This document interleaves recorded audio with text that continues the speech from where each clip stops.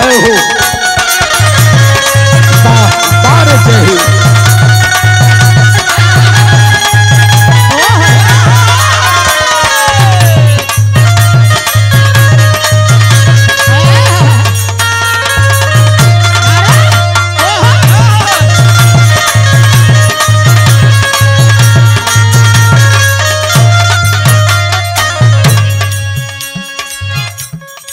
सुनत हुआ हो हे बुढ़ऊ का हो बुढ़ा?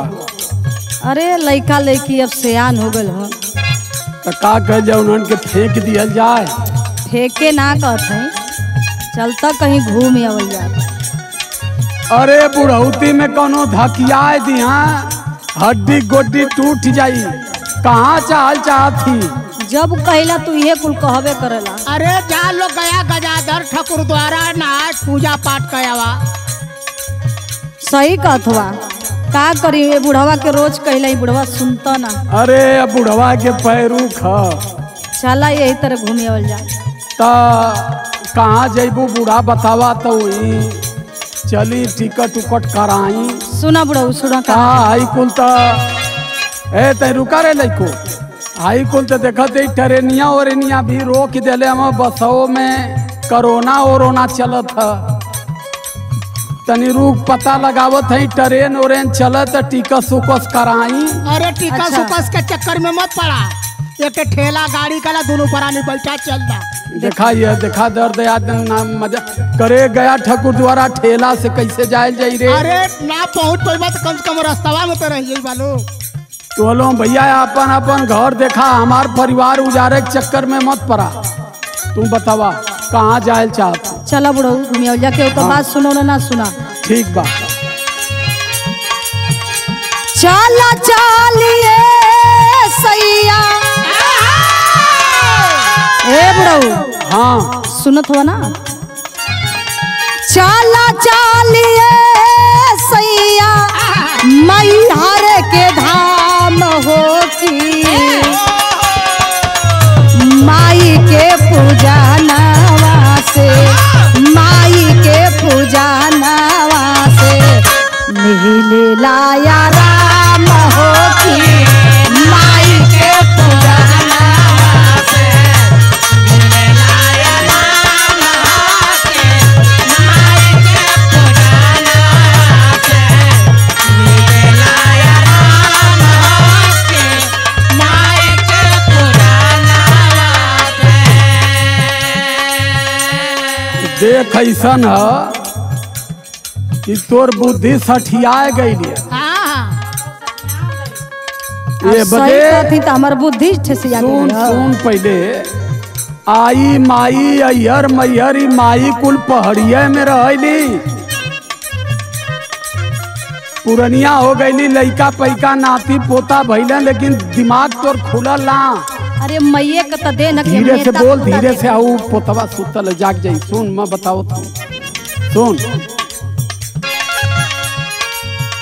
रातल का राये रानी बुद्ध भीम नाम हो की बन जाई जीवन के बन जाई जीवन के सगरो तुहरो काम हो की बन जाई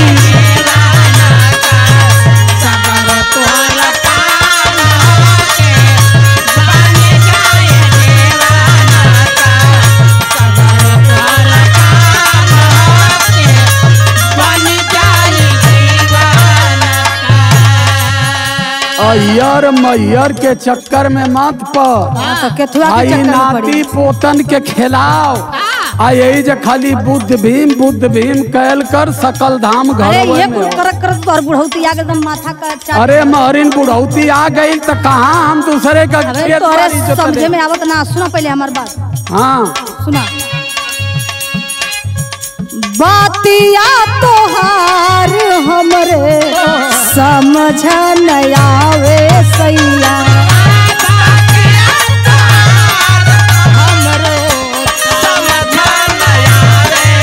क्या बात है। जय हो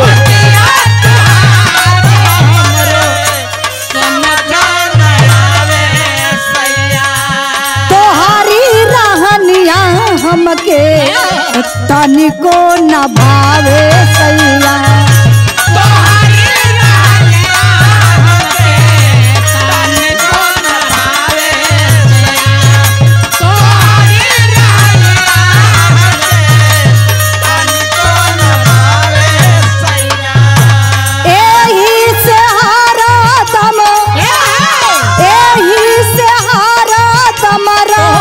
हेला परेशान हो की चला चलिए सैया, चला चलिए सैया, अब मई घर के धाम हो की चला चलिए सैया, मई घर के धाम हो की।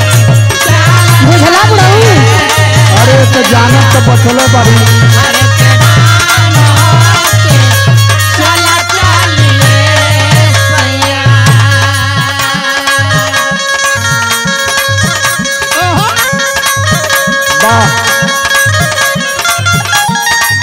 क्या बात है, बारे जय हिंद बाबू।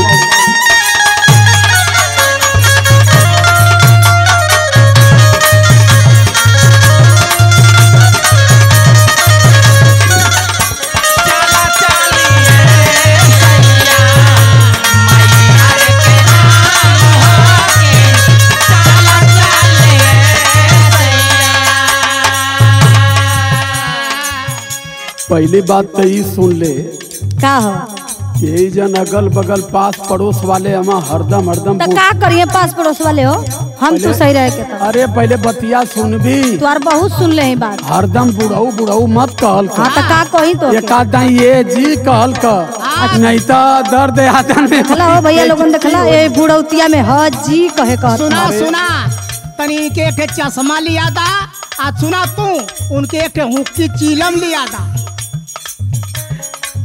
तूने अपन अपन काम करा, तूने के ढेर बोलने की जरूरत ना हो। सुना बूढ़ा तनी दर्द आदम से बचा। अब अले हमने खे अली अबले हमान में कबो कुछ भयल ना, लेकिन इन्हन के पेट में फड़ा पड़ल कि बुढ़वा बुढ़िया कैसे तनी प्रेम से रह। अरे जवन खेजा मार मार घूमा तवा लोग हमन पूछ जाना। अपन काम करा लोगन।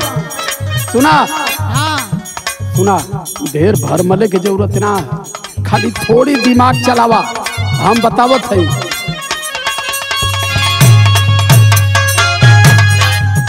बुधाया भीम जी का करा तू रतनवा ये रानी, करा तू रतनवा ये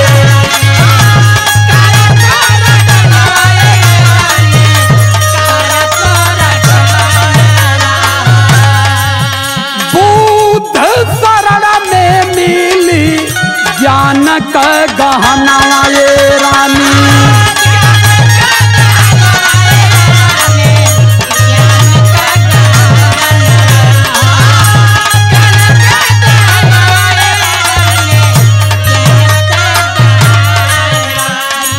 केवल बुद्ध का स्मरण करो। बुढ़िया सुनो, अच्छा तुम भी बूढ़ी हो गई हो, लेकिन तुम्हारा दिमाग अभी घूमने फिरने में कम नहीं हो पा रहा। सुनो, बाबा भीम बोते नीता भगवान हो की रटल का राये रानी, रटल का राये सुखी बुद्ध भीम नाम हो की रटल का राये रानी।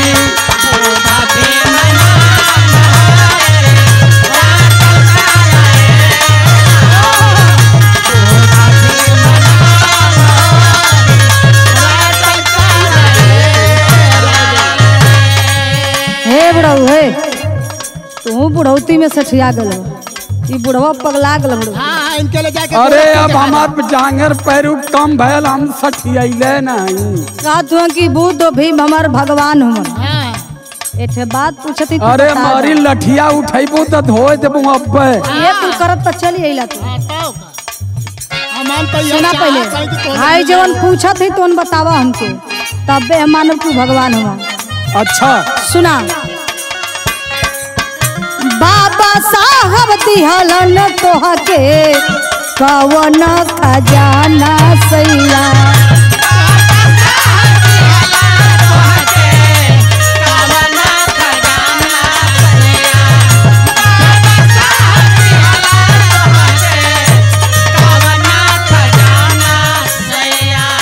रातों दिन घूमी घूमी करेला रटनवा सैया।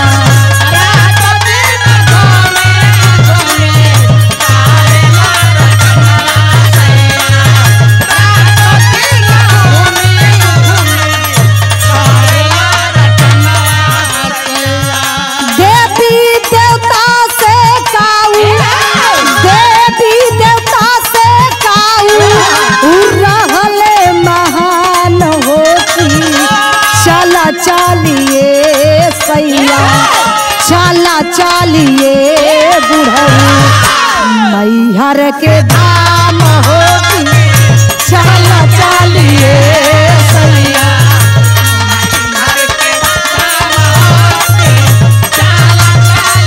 कुछ बात समझ में आई?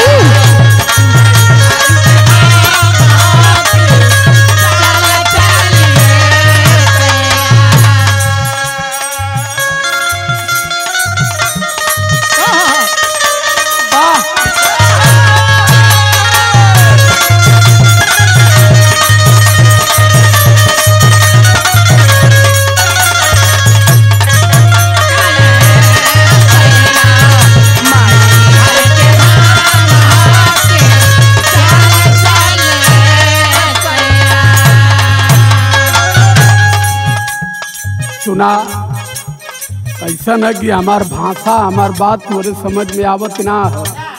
ये बदे कि शुरू से यह पूजत पाखंड चली आई लो। हम तोके जौन बात समझावत है, कह तू कि बाबा साहब का देहला। हाँ बाबा साहब का दिहल कवन धन है। हाँ, तुआ बूढ़ खो बनो एक दिन लाठी से कोप कोप मुहैबो। तूने अपन अपन काम करा, तूने बेसी मत बतियावा। ये बुढ़िया देखत हूँ तो जितना नाती पोता हो जात हमें खिलावत है उतना एक दिमाग बिगड़त जाता।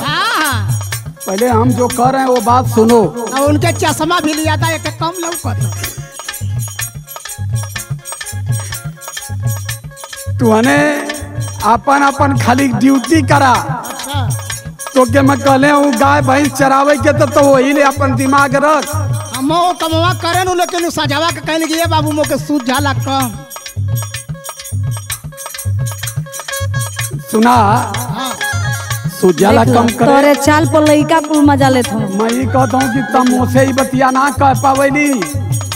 तोरे ना लौकत है चश्मा चाहत है कुछ चाहत हो तो मुझसे कहो मोरे खुदा बहन दऊ आँखा ठेहुना दोनों दे ले। मैं तैनान के चक्कर में का पड़ल। सुनो, देख संविधान भी माताई लाया जात ये रानी।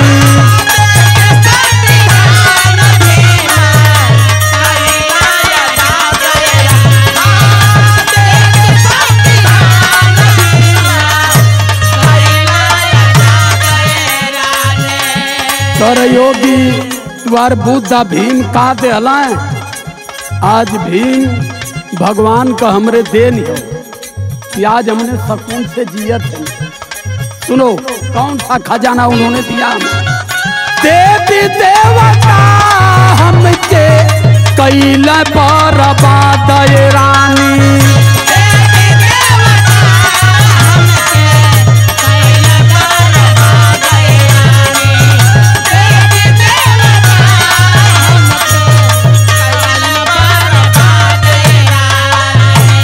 बाबा साहब ने संविधान दिए, हम आजाद हो गए, लेकिन उसके बाद इस देश के देवी देवताओं ने हमें बर्बाद किया। सुनो इसको, थाले के पूजली हमान पानी के नदान हो की राटल का राये रानी। रातल का राये रानी बुद्ध भीम नाम हो की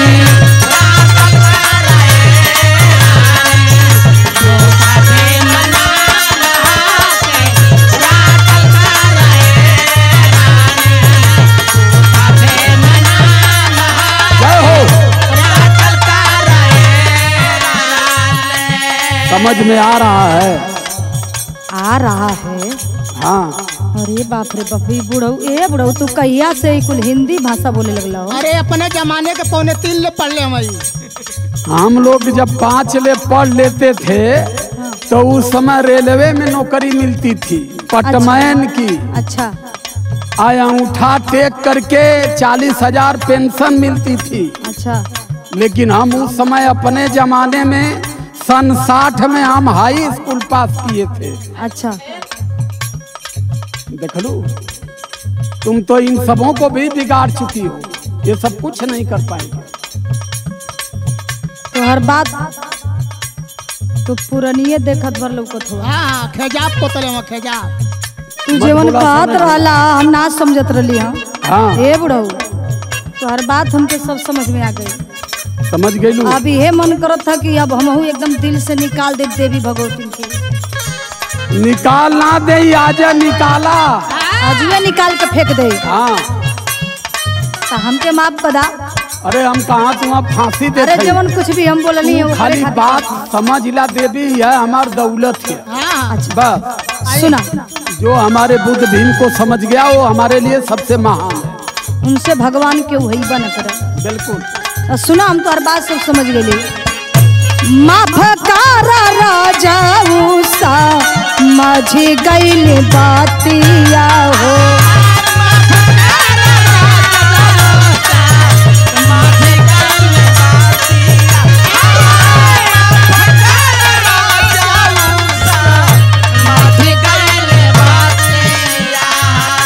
झूठाया पखंड में साई दिल घाटिया हो।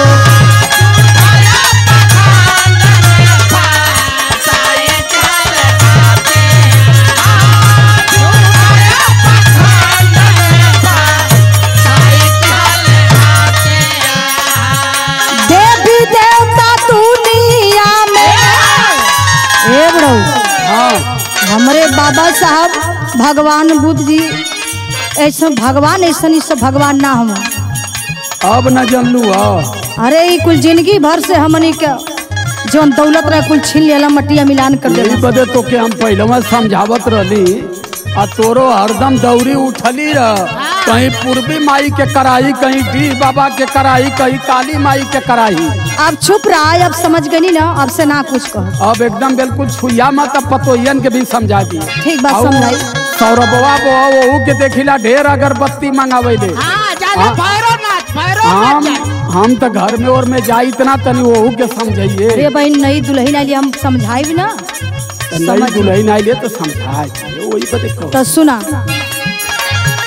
देवी देवता दुनिया में, देवी देवता दुनिया में ये बातें बेकार होती नहीं जाई रे सैया, नहीं जाई रे सैया।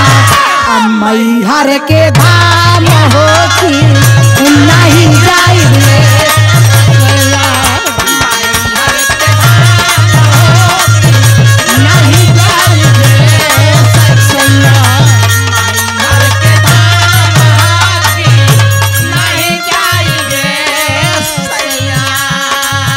ऐसा है, कल अमरावती से हमारे भंते सिरसाठ जी हमारे गुरुजी फोन किए थे। अच्छा। और कह रहे थे कि हम सुन रहे हैं भीमपुत्र जी की वो सुनीता बड़ी अड़र बड़र जा रही है। हम कहीं ऐसी बात नहीं है और बड़ी अच्छी बात है कि तुम आज सब कुछ बता दे रही हो। हम भंते जी को फोन करके कह दे रहे हैं कि जो आपको रिपोर्ट मिली है गलत है। ठीक है ना? ठीक है। तो मैं भंते जी का भी आदर सम्मान करता हूँ। भंते जी ने ये सब कुछ हमें सिखाया है। अच्छा। सिरसाठ महाराज जी सुनिए। गाँव जवार में तू सब के बतावा ये रानी।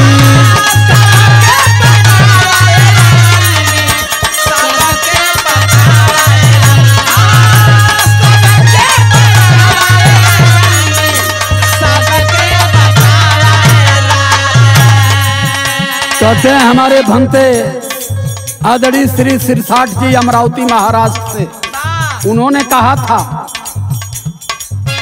ढोंगी पखंडी से तू सबके बचावाए रानी।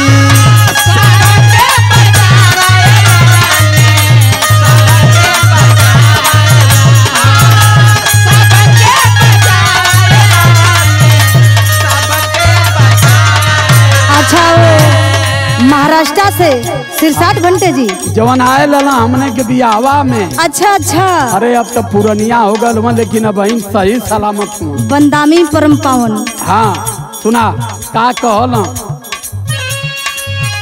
राजकुमार सुनीता के, राजकुमार सुनीता के भाई आराम होती लाटल का राय रानी, लाटल का राय रानी। बुद्ध भीम नाम होती लाटल का राय रानी।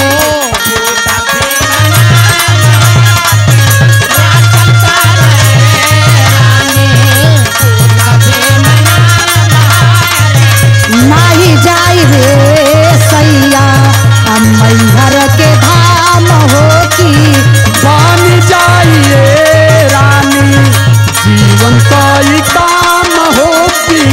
नाही जाई रे सैया मैहर के धाम होती रातल का राय सुग्गी बुद्ध भीम नाम होती। सादर जय भीम, नमो नमो बुद्धाय। बुद्धाय। जय भीम।